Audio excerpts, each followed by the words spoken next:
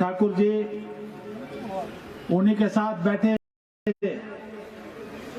कर्मठ मंडलाध्यक्ष श्री भागीरथ शर्मा जी, जिनको आप अच्छी तरह से जानते हैं, पंचायत समिति के अध्यक्ष श्री शेर सिंह जी, जिनका जोशीला भाषण आपने सुना, टिक्कम राम जी, मंडल महामंत्री जोगेंद्र शर्मा जी, दलीप सिंह जी, दिलेराम जी, गोवर्धन जी, गोपाल जी, हेतराम जी, चमन ठाकुर जी, चंद्रावती जी, प्रधान वाली चौकी डोलेराम जी, बलदेव महंत जी, हेमराज वर्मा जी और यहाँ पर उपस्थित वाली चौकी तहसील के जनता भाइयों और बहनों, भारी मात्रा में मातृशक्ति और युवा, बाली चौकी पर आने पर मैं आप सबको वंदना करता हूं, नमन करता हूं, अभिनंदन करता हूं।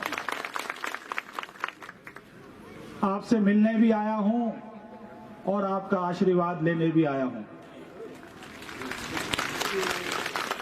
बाली चौकी, औट, नगवाई, टिकोली, पनारसा, थलौट, यहाँ हम सबका आर पार जो है अपना जीवन गुजरा।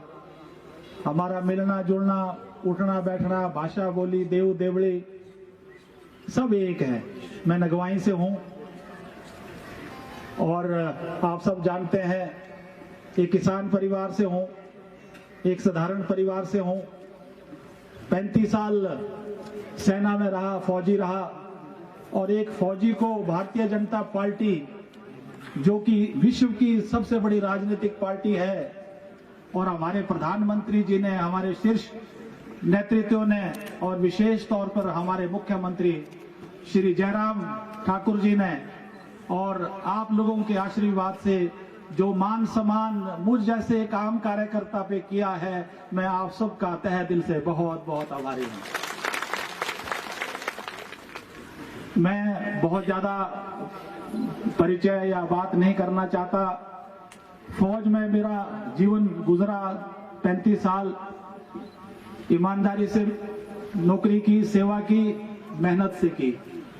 वैसे तो मैं डीसी ऑफिस में 4 साल पटवारी भी रहा हूं यहाँ पे, और माननीय मुख्यमंत्री के आशीर्वाद से पूर्व सैनिक निगम का चेयरमैन भी रहा हूं, जिसमें पूर्व सैनिकों को और उनके परिवारों को देखने की जिम्मेवारी मुझ पर दी थी। तो ये जितना भी मेरे से बन सका, मैंने पूरी मेहनत और लगन के साथ ये जिम्मेवारी की। लेकिन सबसे ज्यादा समय जो है मेरा फौज में गुजरा है।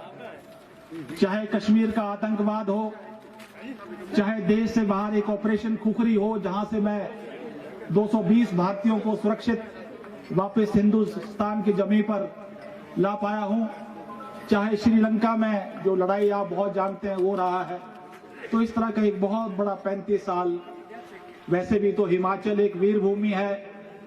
यहाँ पर 1,25,000 के आसपास पूर्व सैनिक हैं, 1,20,000 के आसपास अभी जो कार्यरत सैनिक है वो है।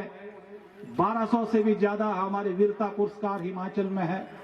कारगिल में 2-2 परमवीर चक्र भारत की भूमि को मिले हैं। लेकिन भाइयों, बड़े दुख की बात है, आपने भी सुना होगा कि हमारी कांग्रेस पार्टी, हमारे प्रत्याशी किस तरह से कह रहे हैं कि भाई कारगिल जो थी वो तो लड़ाई थी, बड़ी छोटी मोटी लड़ाई थी, इसमें तो कुछ हुआ ही नहीं, है तो बहुत छोटी मोटी लड़ाई थी। क्योंकि अगर व्यक्तिगत प्रहार किया होता तो शायद मैं प्रतिक्रिया नहीं देता। ये सेना के ऊपर, सेना के शौर्य के ऊपर, सेना के पराक्रम के ऊपर, शहीदों के ऊपर, उनके पराक्रम के ऊपर, देवभूमि के ऊपर एक बहुत बड़ा अपमान है। जहां पर 527 रणबांकुरे शहीद हो, हिमाचल की भूमि के 52 रणबांकुरे शहीद हो। मेरे खुद की यूनिट जिसको मैंने कमान किया, 18 ग्रेनेडियर, जो मेरा परिवार बिल्कुल बहुत घर की तरह है, 34 रणबांकुरे शहीद हुए। और आप कहते हैं कि ये छोटी मोटी लड़ाई है, इनके पास मुद्दा नहीं है।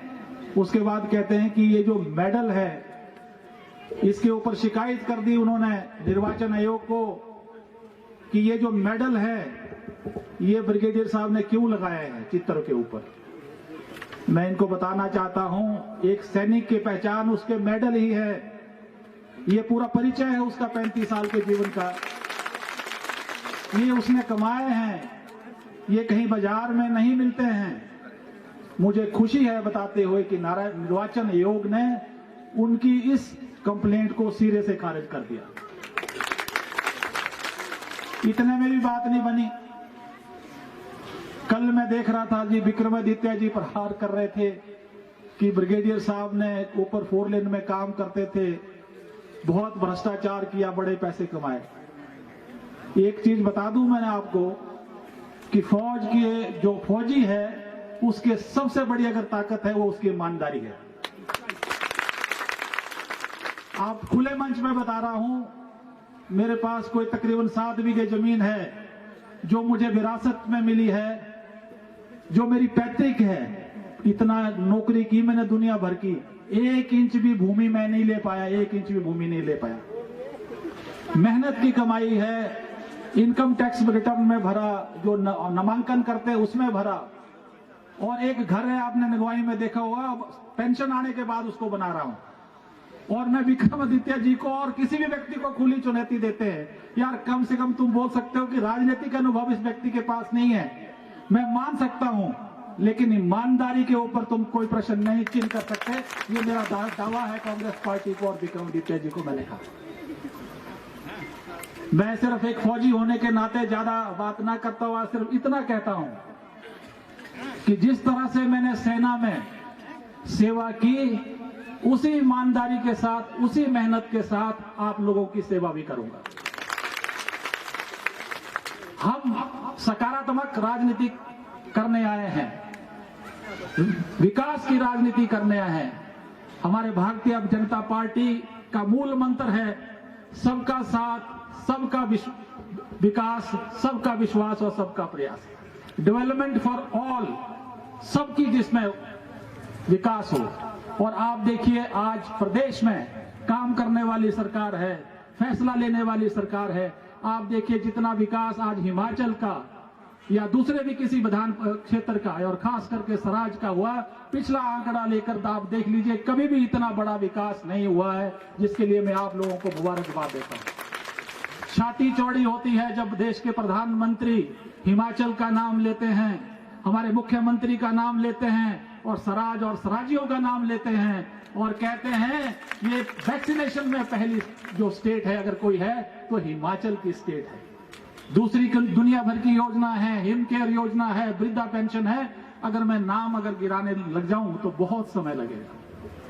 मैं केवल इतना कहना चाहता हूं, मैं आपका बेटा हूं, आपका भाई हूं, आपके बगल में रहता हूं। मुझे तो आप कभी भी 10 मिनट में पकड़ सकते हो, दूसरे सांसद को कहां पकड़ने जाओगे, कहां मिलेगा आप लोगों को।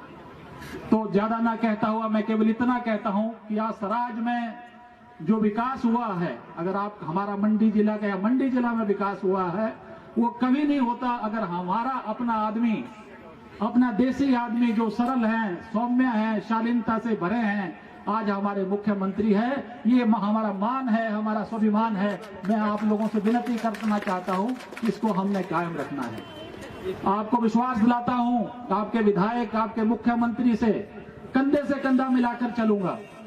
जो भी आपकी स्थानीय समस्या है, चाहे वो हाईवेज की है, चाहे वो पर्यटन की है, चाहे वो दूसरे विकास के कोई भी कार्य हो, आप सबसे मिलकर आपकी आवाज केंद्र में और पार्लियामेंट में पूरी जोरदार और मजबूती से उठाऊंगा, ये मेरा वादा है।